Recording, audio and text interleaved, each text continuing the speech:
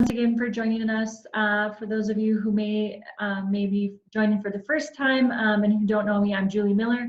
I'm an associate director in sport performance, associate high performance director in sport performance, specifically for Team 4. So this meeting is our ongoing high performance and coach connection call that we've been having every other week since April, and it's really just a partnership between us and you guys and our USOPC coaching education team. So thanks again for joining us. It looks like everybody's on mute, so I think we're good there. If you're not on mute, please make sure that you mute your phone or your laptop. And without further ado, I just want to welcome our presenter today, Dr. Phil Cheetham. He is our Director of Sport Technology and Innovation at the USOPC. And today he's going to be sharing information about artificial intelligence and how it can help with motion capture, make motion capture practical for Olympic sports. So with that, I'm going to turn it right over to him. Thank you, Phil, for your time and your expertise today. We look forward to it. Thanks, Julie. Let me go ahead and share my screen and we'll get going.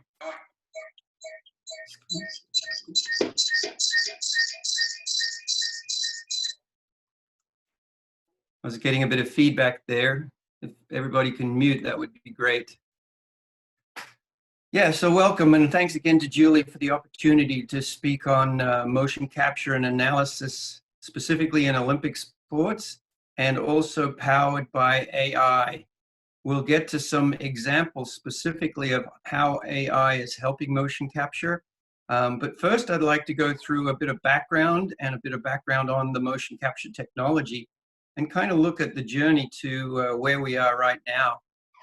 It's been a pretty exciting journey. It's been a long journey, but I think with artificial intelligence powering new applications, I think we can now go a long way and realize the capabilities of biomechanics and motion analysis. I'm going to kind of go through the presentation, and if you've got any questions or anything, I'm going to make sure we've got time at the end to answer some of those questions. So let me just click on that and get started there. Okay. So as I said, a little bit of background first, so you kind of know where I'm coming from. I'm Australian. I grew up in Australia, although I've been here many, many more years than I was in Australia. I got my Bachelor of Engineering, Electrical Engineering from University of New South Wales in Sydney. And then I went on to get my master's degree and PhD here in the United States at Arizona State University in Tempe, Arizona. I was a gymnast. I competed in the Montreal Olympics, so I'm an Olympian. I also qualified for the 1980 Olympic team, but unfortunately that was the Moscow boycott year, so I didn't get to go that year. Since retiring from gymnastics, I've been an entrepreneur in motion analysis. I've developed motion capture, motion analysis technologies for several different companies, my own companies, Peak Performance Technologies, Skill Technologies, and most recently Advanced Motion Measurement, Inc. However, I now work for the US Olympic and Paralympic Committee, and we'll kind of go through how that all occurred. And I'm director, as Julie said, I'm director of technology, sport technology and innovation. And that's a wonderful job that I'm really excited to be doing. I get to help develop new technologies and deploy those technologies to all the different Olympic sports. So first, a couple of definitions. Motion capture versus motion analysis. Motion capture is simply the technique of actually capturing the data and getting the data into the computer, basically in terms of X, Y, and Z coordinates, so that the computer can map out the motion, can create an avatar, and can display the motion. That's motion capture, and that's used in games a lot and in movies. But the next step past that is motion analysis. And that's where we take the motion capture data and we actually calculate parameters and different aspects of the motion from that. The science is called biomechanics, and it's the study of human motion with physics, anatomy, and physiology. And motion analysis is one of its primary tools to achieve its goals. So the steps in motion analysis are simply you'll capture the motion with a video, with videos or sensors, and then you'll use mathematical algorithms to calculate physical parameters such as joint angles, paths, velocities, accelerations, and other similar parameters. And once you've got those parameters in a database or in the computer, you can then use them, one, to animate the motion, but you can also use it to use statistics to do your analysis. And how do you do that analysis? Well, typically the ways you'll do that is you'll compare results. You'll compare results that you've got for this athlete to the best athlete in the world, or the best athletes in the world. You may have made a database of what typically the best athletes in the world do. And so you can see whether they, for the specific parameters, whether it's be height or speed or angle or whatever, you can see if your athlete is in those ranges or outside of those ranges.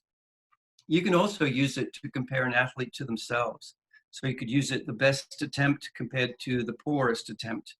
And one final way of doing it, which is becoming more popular and more evident now with increasing computing power, is comparing the motion to the optimized mathematical model of what the physics say that motion should look like.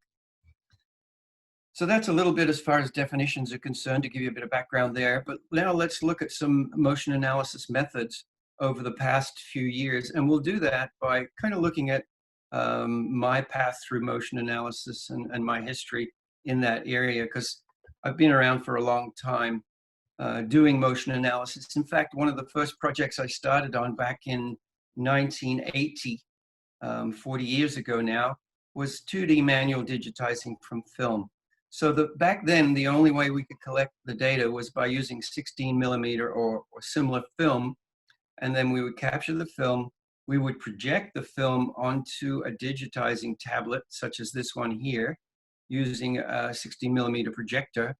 And then the operator would literally click through the motion frame by frame by frame and move the cursor to all the joints of the body. So the shoulder, the hip, the knee, the ankle, and so on. And that would create a stick figure that then could be analyzed by the computer. So part of my job when I was doing my master's degree at Arizona State University was to connect all of this equipment together. And not only connect it together, but write the software to do the analysis. Back then, we did simply two-dimensional analysis, which assumed that the motion was in a single plane. And here's an example. This was what I actually did for my master's degree, Master's of Science degree. I was training, working out, getting prepared for the 1980 Olympics at Arizona State University, and was lucky enough to be able to do my master's degree in biomechanics while I was training. As I said, unfortunately, I did get to go to the 1980 Olympics, but I did get to stay and train at Arizona State and complete my master's degree. And I used the athletes, the gymnasts on the team to analyze the handspring front somersault. I think we had 5 gymnasts and we all did 3 or 4 vaults each doing what's called a handspring front somersault. I was able to use the camera, the software to analyze the speed of the run-up, the height of the post-flight, and the distance of the post-flight and the speed of the spin. And so I was able to relate the parameters at the beginning to the parameters at the end. What made for a good vault? Did you have to run fast? Did you have to take off high? Did you have to spin fast? That was my master's degree. And that got me very excited about using biomechanics, motion analysis with sports. After I'd finished my master's degree, I was very, very lucky to get a position at the Olympic Training Center in Colorado Springs back in 1982. So this time around is actually my second time at the U.S. Olympic Committee. Back then, we were, again, as I said, we were using film, but that was too slow. We had to send the film away to get developed, and sometimes the camps were only 1 or 2 days or 2 or 3 days, so that was too much time being wasted. So Dr. Charles Dillman, who was the director of sports science and my boss at the time, asked me to develop a system based on video rather than film. So fortunately for us, back then, the IBM PC XT had just become one of the most popular computers. and you were able to put specific cards inside the computer that would allow you to do different functions. And so I was able to purchase an image capture card and a VCR controller card. Of course, a lot of people don't know what a VCR is anymore. Basically, that's a video cassette recorder, a VHS video cassette recorder. And the computer could control that and grab frames or capture images directly from the video. So instead of using the film, we still put it on the screen. And unfortunately, we still had to go frame by frame to manually annotate or digitize each stick figure. But the beauty was we could do it overnight. We didn't have to send anything to get developed. So when a camp came in, we'd do the analysis overnight, we'd produce the data, and we'd talk to the coaches and the athletes the next day. So that was a major step forward in motion analysis technology for us. And in fact, it was such a step forward that a coworker of mine called Gary Shireman and myself, we broke away and rewrote all the software from the ground up and formed a company called Peak Performance Technologies. And we continued developing the system. We took it from two-dimensional analysis to three-dimensional analysis. And not only manual digitizing where you had to do it by hand, we actually upped the game and started automatic optical tracking where you track the bright reflective markers automatically. So the way that works is the computer can see those markers because they're basically a number on the screen, and each pixel, if it's fluorescing, is brighter than the previous pixel and has a higher number. So it might be a 1,000 instead of a 100. So anything over, say, 900 was a bright reflective marker, and we could automatically track it and get its XY coordinates. Now, we also did it in 3D, which meant that we had to have multiple cameras from multiple directions, because to get 3D, you have to triangulate. And not only that, but you have to calibrate. And so this funny looking Sputnik type thing is called a calibration frame. And the white points on there are at known distances from the center, which is the origin. And so when you put that in the field of view, you can digitize those points, take it away, and then that allows you to know and to have the whole space calibrated. So now instead of just measuring in pixels, now you can convert pixels into meters, and of course calculate velocities in meters per second, and so on and so forth. Just to mention a few other companies, we were kind of one of the pioneers, but there were many other companies at that point in time, like Aerial Dynamics, Gideon Aerial, Motion Analysis Corporation, Vicon, and Qualisys are some of the other companies that were doing this 3D automatic tracking at the time. And I'll talk about the problems a little bit. I mean, now it was fantastic because now you could track the markers much faster. Instead of taking an hour to digitize 100 frames, now it would only take you a few minutes.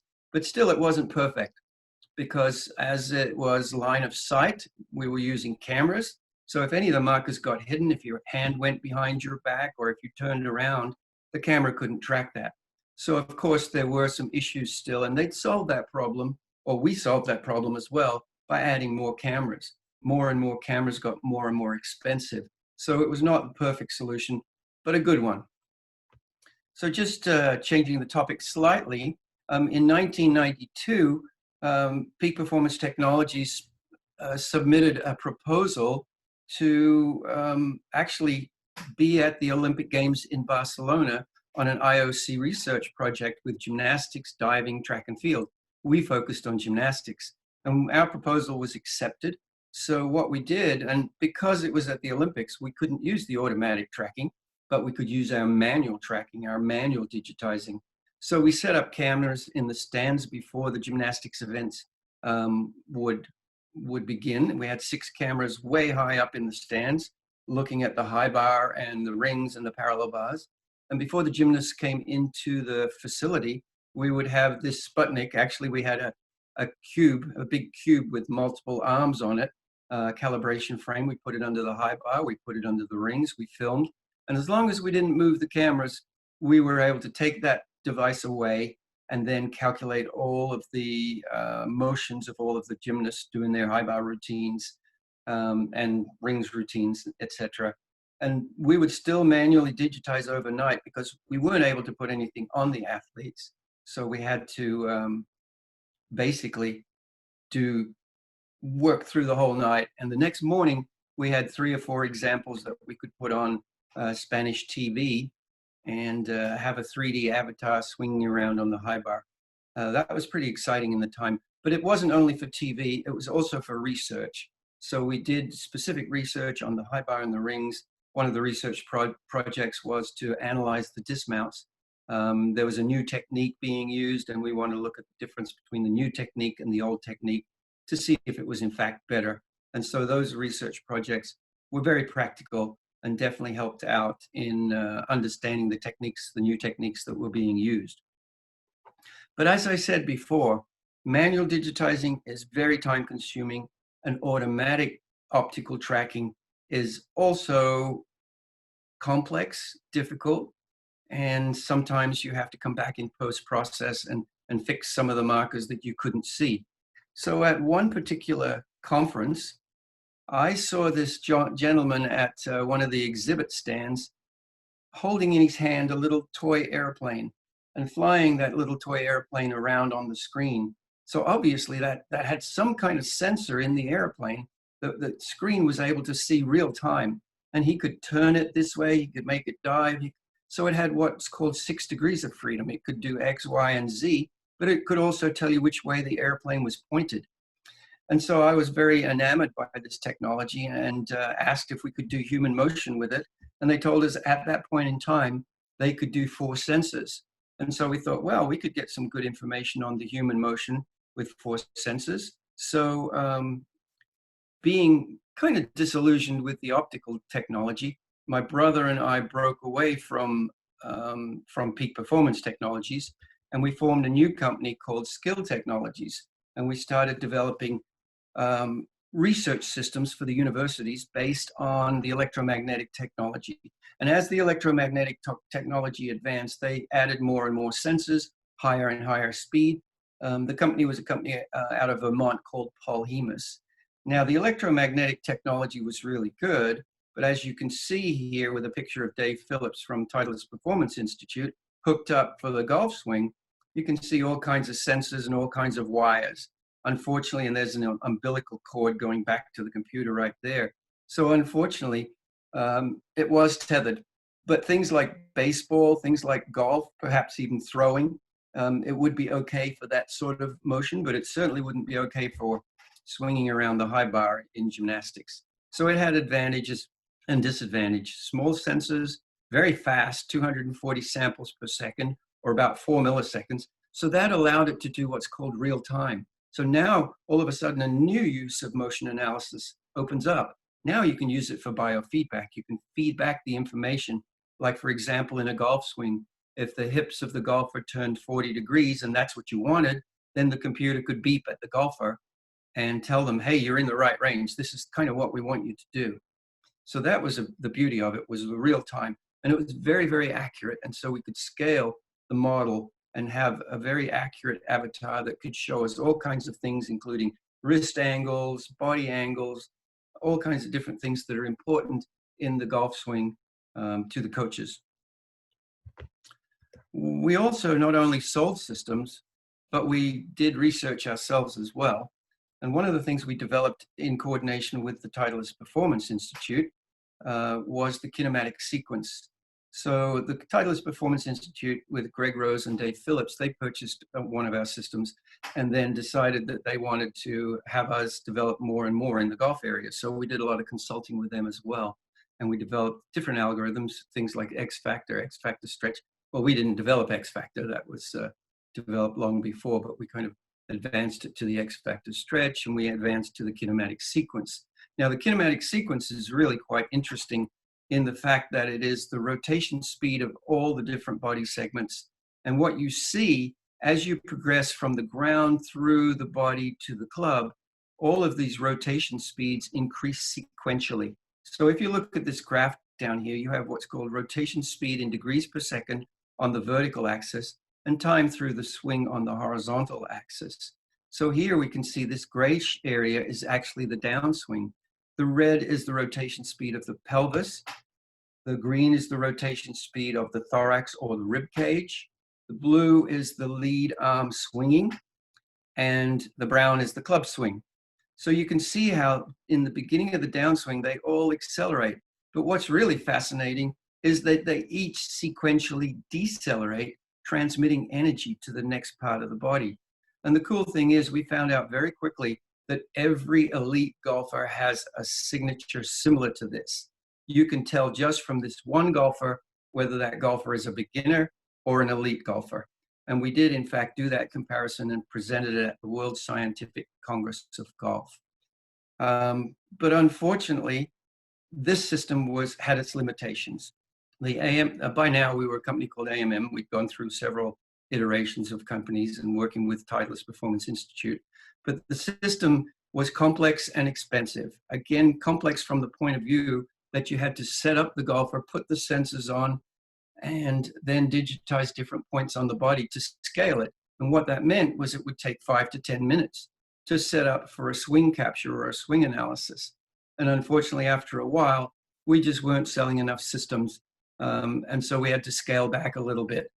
And this was now around 2010. So luckily for me, there was a position available.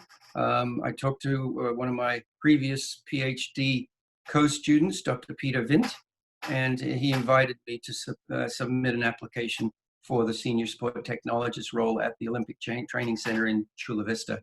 Chula Vista, as you know, is a suburb of basically another city, not a suburb, but another city in the area of San Diego. And it's a beautiful outdoor training center. Doesn't have any indoor field houses. And so motion analysis became very difficult to do at the Olympic Training Center because all our athletes were outdoors. So we moved on. We moved on to inertial sensor technology, so-called IMUs. And that uses different types of sensors, all conglomerated together in a small package. So you have accelerometers, you have gyroscopes, and you have magnetometers, all measuring different things and being able to fuse that information together to get angular velocity, angular position, and quite a few other biomechanical parameters. And the big important thing was that it's wireless. You can see there's no wires dangling from the athlete. So we began to use it for the throw sport because that was my main area of work, was with the track and field athletes and jumps and throws. So again, similar to the golf swing, we could measure things like X factor, we could measure sequence and timing, and of course we can measure the kinematic sequence. And the kinematic sequence is not just important in golf, but it is important in any type of rotational sport, throwing sport, anything where you're trying to make a distal segment or an implement like a javelin or a shot put or a golf ball or a club or anything like that go very, very fast. So you can see in this graph, we've got pelvis rotation speed and we've got rib cage rotation speed. We only had 2 sensors, but that allowed us to actually get some really good information about how they were accelerating to that peak speed of the pelvis, how they were transferring energy. So the gap between the red and the green tells us the speed increase, and that therefore tells us how much the core has worked to improve the rotation speed. And so we can look at different things in the throw that can then be used to feed back to the athlete and the coach to help improve their performance in a more quantitative way rather than just looking at videos alone. So while I was working at the Olympic Training Center, I continued with biomechanics research, specifically with golf, and was able to finish my PhD dissertation, which I actually had started in 1992. So it took me quite a while to get it finished, but nevertheless, 2014, I did a PhD dissertation on the handle twist velocity, which is also known as the rate of closure of the club face. So basically, it's how fast the golfer is twisting the handle of the club as the club goes into impact. So what was interesting to me was you had low handle twist velocity and high handle twist velocity. The guys that really shut that club face fast, like Tiger Woods and several of those guys. And then the guys that come through where they don't close the club face very rapidly, kind of like Jim Furyk and those guys. And so we wanted to look at whether that changed their accuracy and their distance or speed. So I compared those factors between 2 groups of 32 high speed and low speed club face closure. And surprising to me, I found that there was no difference in the accuracy and the club head speed, no statistical significant difference. But I did find huge differences in posture at impact. So you can see the high handle twist velocity, the fast closure rate of the club face, they had less side bend and less body rotation.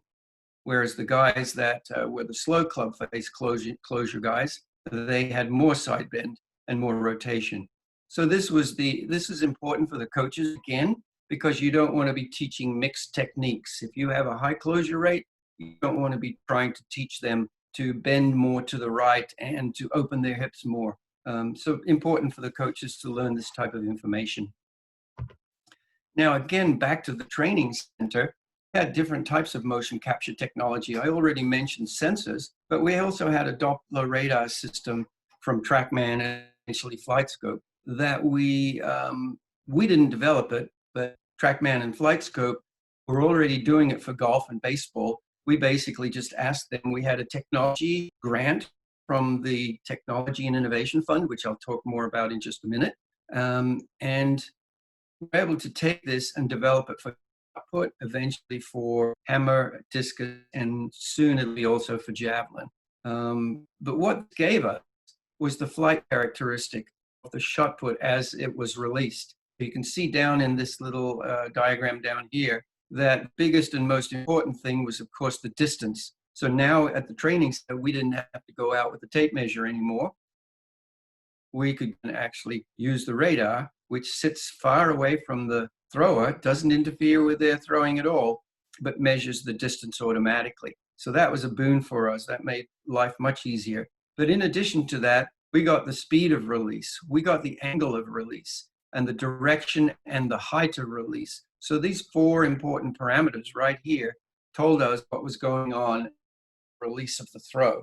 So instead of the coach having to say, oh, that throw was pretty flat, or that throw was pretty steep, now we could say, well, that was 20 degrees, or that was 45 degrees. And we could be much more accurate, and we could track their throws over a long, long period of time. Fortunately for us, we got this a year or so before the Rio Olympics, and we were able to use it on a daily basis at the training center in Chula Vista with throwers like Ryan Kusser and Joe Kovacs. And in fact, in Rio, these guys went on to win 2 gold, 1 silver, and Ryan got an Olympic record. And Michelle Carter, who'd used the system as well, she wasn't at the training center, but we'd used it at several of the workshops with her as well. She got a gold. So we got 2 gold and a silver. And I think that the technology helped from the point of view that it gave them more accurate feedback, and the coaches used it on a general, regular basis. So this technology could be used anywhere there's launching of an implement, like I said, baseball or even tennis, or you can think of other applications of this type of technology perhaps, and perhaps we can adopt it to some more different sports. So I did mention the Sport and Technology Innovation Fund, and now I want to get on to up to date and start talking about the projects that we're working on right now by funding that comes from the Tech and Innovation Fund and the Tech and Innovation Advisory Group, which is a bunch of technology leaders from around the country, the majority of them based in Silicon Valley. And these technology leaders have put in 500,000 for a 4-year period. And this fund has built to the point now where we yearly, actually 2 times a year normally, can solicit projects and fund those projects dependent on their impact as far as the potential benefit to the athletes and the coaches are concerned. Of course, we're looking at performance. We want to improve performance, but we also want to prevent injury and reduce injury. So those are some of our goals. And one of the projects that we're, or actually, sorry, not one, but several of the projects are motion capture and motion analysis projects. And these now, the difference now is we're focusing on artificial intelligence and how artificial intelligence can help us capture data without affecting the athlete. So when I say we don't want to affect the athlete in their training, our philosophy is, and technology must, not affect the training of the athlete. It must be non-intrusive. It must be as invisible or almost invisible to the athlete. The information that we're feeding back must be, it must be simple to understand, and it must be immediate. So we can't wait too long for the data. Also, the data must be accessible on a variety of devices. Athletes mostly use their phones now. They don't seem to use laptops. So it's either a phone or a tablet rather than a laptop anymore. And finally, it must be inexpensive and it must be accurate. Accuracy to me is very important. I've heard many times vendors say, oh, you can use it in training. It doesn't have to be as accurate for training. It's good enough for training. And I'm like, well, that doesn't make any sense to me at all, because if it's not accurate for training and it gives you inaccurate data, how do you know that the change that you're looking at from one swing to another or one to another is because the athlete made a change, or perhaps the equipment was inaccurate and it was just an error in the reading? So to me, accuracy is paramount. And so when we're validating and when we're looking at motion capture systems, how accurate they are is of extreme importance, specifically to me for sure. So let's get on now to markerless motion capture with artificial intelligence. The artificial intelligence group, they all call it pose estimation. We in the biomechanics community, we call it markerless motion capture. And the reason we say that is because now we don't need to put those pong balls or those reflective markers onto the athlete, or we don't need to put any sensors. We can literally do it with just a single video camera. If we want to do 3D, then we can use 2 or 3 cameras. But now artificial intelligence allows the computer to figure out where the limbs are, where the legs are, and basically put a stick figure on top of the athlete automatically. And this is by using what we call machine learning and neural networks. So the machine has been through thousands and thousands of body positions and motions of people. And now it understands automatically where a shoulder is, where an elbow is, where a hip is. That takes a lot of data. It's thousands and thousands of data sets that have been put into this massive database, and then machine learning can go through those. So they call that the training data. And the training data goes through the model, predicts where the limb segment is or the joint segment, and then you look at it, you test it, update the matrix and basically the model until the data gets to the point where it's accurate enough for you to use. Now, unfortunately for us, some of the motions in Olympic sports are not typical motions, and the data sets have been trained on typical motions such as walking and running and sitting and just moving around. So we come up to a sport like diving, for example. The walk along the board is pretty normal, but the flip and the somersault is not normal. And so we have to retrain the algorithms. So that's one of the problems and one of the disadvantages. But in the long run, if we can get it to automatically track the motion of a diver, track the motion of a jumper, a gymnast, whatever sport, track their motion, now we can automatically calculate the biomechanics of that motion. But let me just come back to calibration and alignment. Again, in order to be accurate and in order to translate the motion into the world around us, we have to do 2 processes. We have to calibrate and we have to align. So we have to scale the screen units from pixels on the screen to meters. And we have to align the world to the cameras so that we know where the x-axis is, where the y-axis is, and where the z-axis.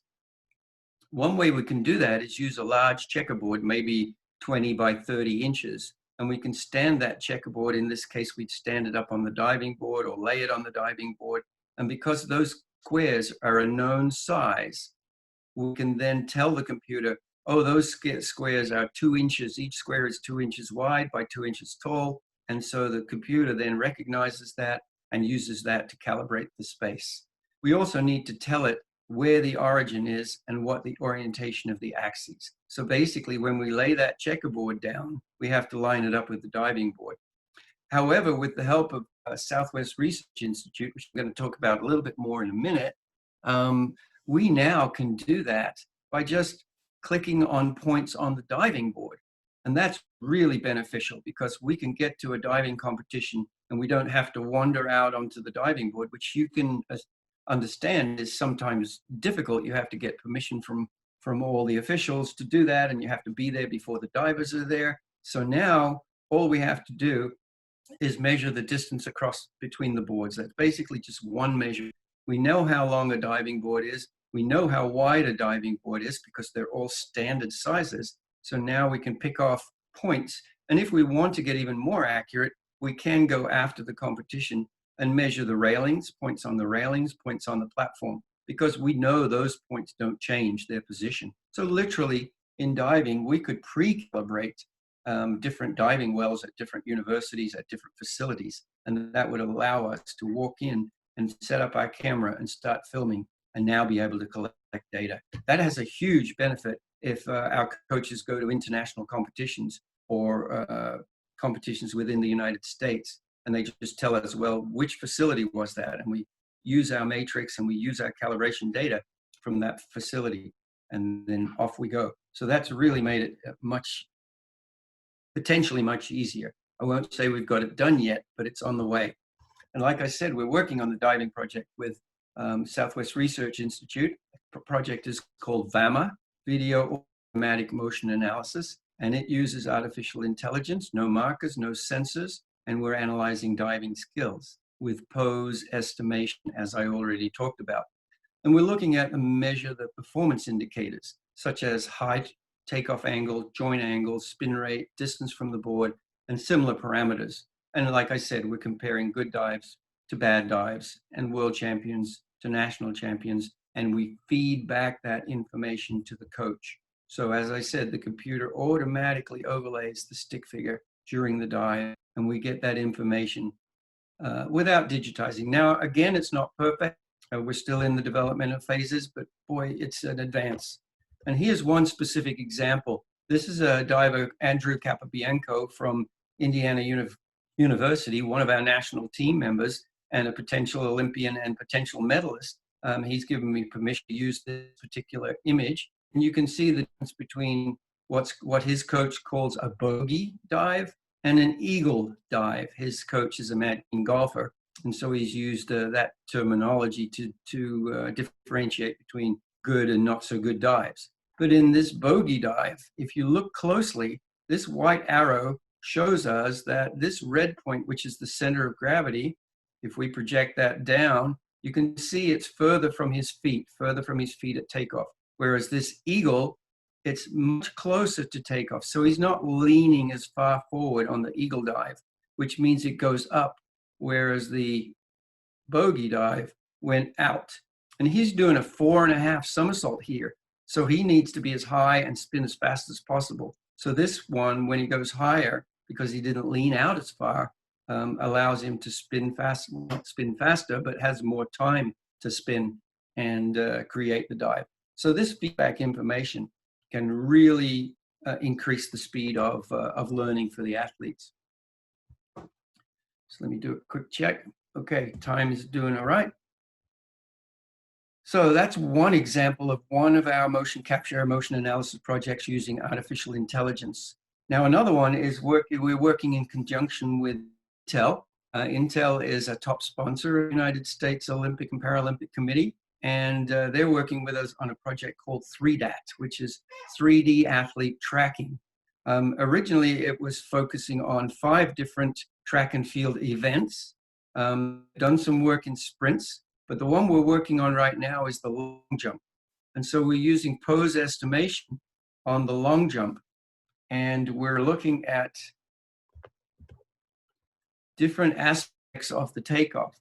So here, basically what defines how far you jump is what your takeoff velocity is, the takeoff velocity of your center of gravity. And that includes how fast you go in the vertical direction, how fast you go in the horizontal direction, and what the angle of takeoff is. That totally defines how far you can jump. And that is obviously gained by the energy that you put into the jump. And the energy that you put into the jump comes from your run-up velocity. So with the automatic motion analysis system, we'll be able to gauge what their run-up velocity is, and we'll be able to gauge what their vertical, horizontal, and takeoff angles are. And that will also tell us what their loss was, how much they lost on the takeoff board. And if we have the data back within 30 seconds, immediate, we can then feed that back to the coach and the athlete, and then they can relate it to what that jump felt like. So they can now get the information about what the angle was, what the velocity was, and they can register that in their mind and connect it to the feeling of that particular jump. Looking forward to that. We're using that out at Chula Vista Olympic Training Center. Now, we've also started working with weightlifting. They've got a project going called AI Lifter, and it's a bar and body tracker, primarily bar tracking. What we want to know is how efficient they're lifting the bar and getting under the bar as quickly as they can. In weightlifting, we don't want too much horizontal displacement. We want it to be as close to vertical as possible. So this method, by using computer vision to track the actual plates on the end of the bar, allows us to measure the velocity, the vertical force, and the bar velocity, create these graphs, and calculate these lift metrics, and then feed that back again to the lifter pretty much immediately after the lift. That's an exciting project. It's in its early stages. At the moment, we're doing two-dimensional analysis. The lifters want to be able to do it also in competition, so they can analyze the competition's lifts as well. So that's basically the biomechanics aspect of the motion capture. But there are other applications of motion capture that we call skill recognition and tagging. Now, here we can extract kinematics, angles, and positions from the motion, but we can use these characteristics not necessarily to tell you how good the skill was, but just simply to identify which skill it was. How many of that particular skill did they do in an event or in a match? So we can look at combat sports, diving, gymnastics, and then we can also use that information to update their training logs so we know what their training load is.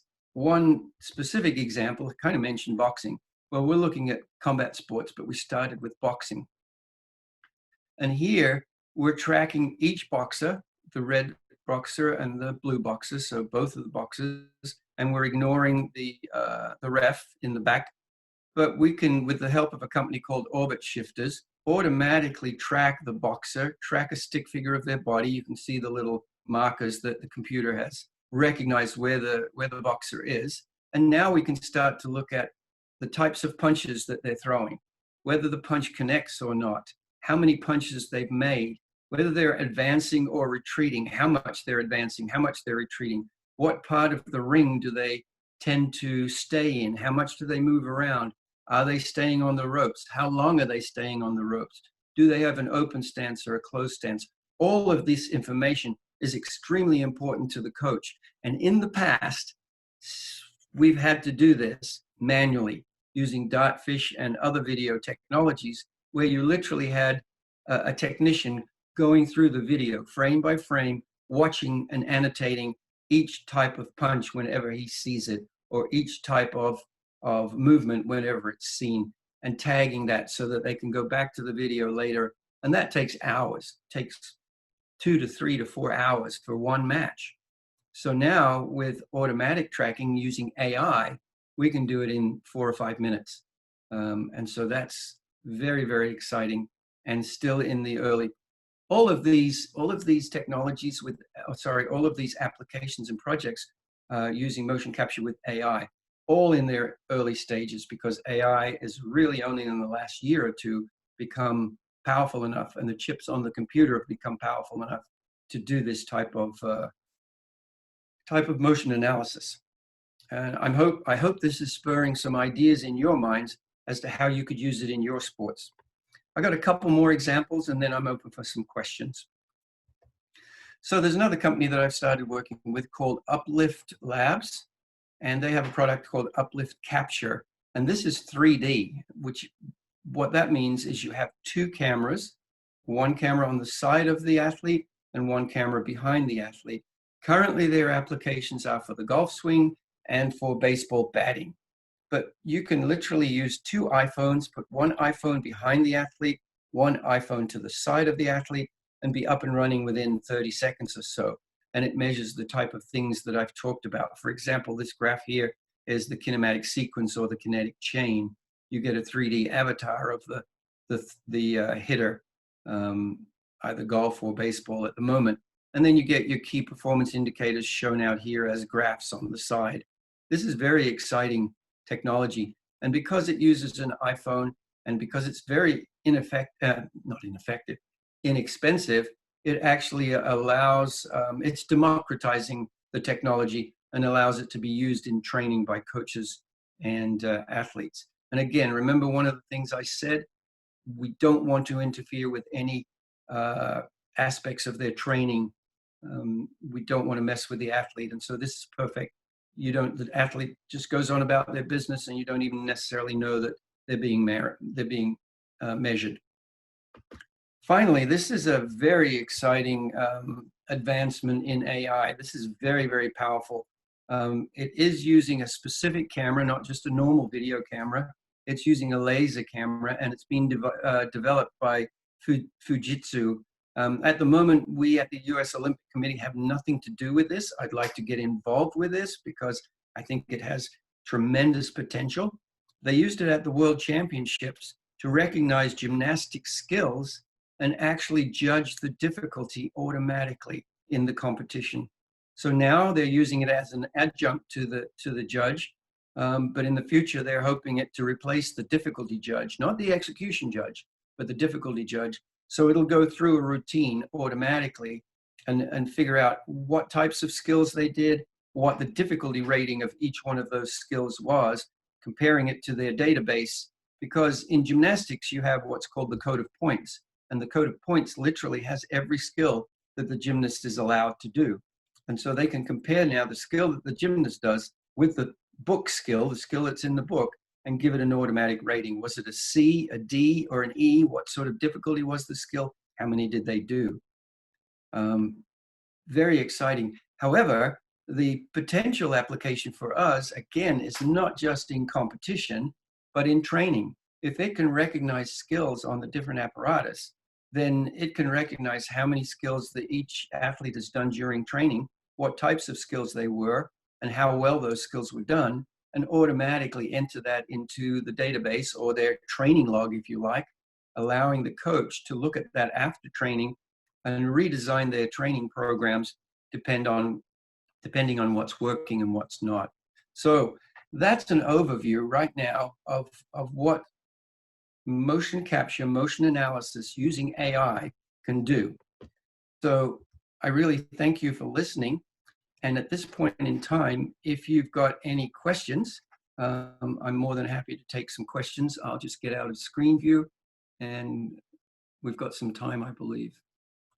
Firstly, let me end. Stop screen share. There you go. So, Julie, if you want to moderate, or if anybody's got some questions, that would be, I'd be more than happy to answer. I think we've got a few minutes left. Yep. Awesome. Thanks so much, Phil. If anybody does have questions, just feel free to unmute yourself or put it in the chat box.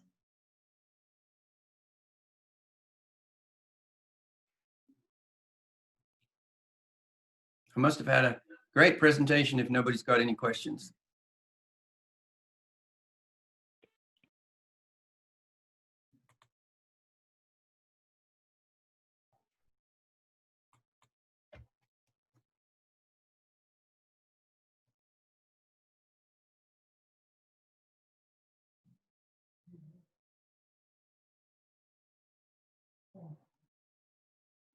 Okay. All right.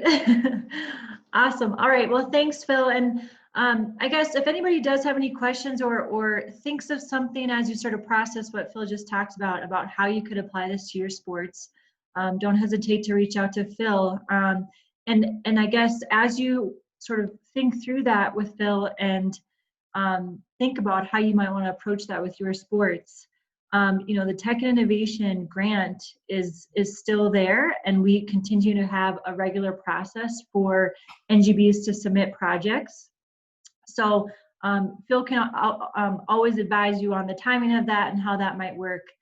We also have Mike Levine on our team who is very involved in that also. So if something does spark, you have a project that you're thinking of, feel free to reach out to Phil, and we can kind of walk through the mechanics of submitting a project for the funding.